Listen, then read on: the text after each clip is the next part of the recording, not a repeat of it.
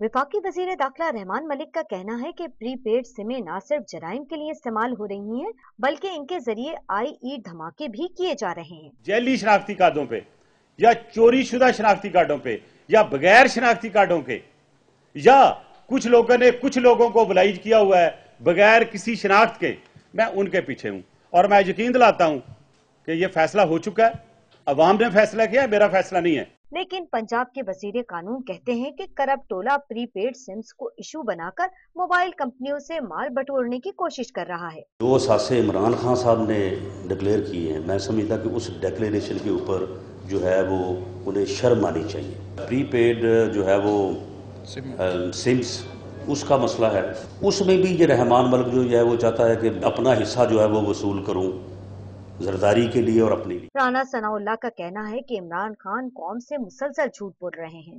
तहरीक इंसाफ के कायदीन ने जो असासे जाहिर किए हैं उनसे कौम का सर शर्म से झुक गया।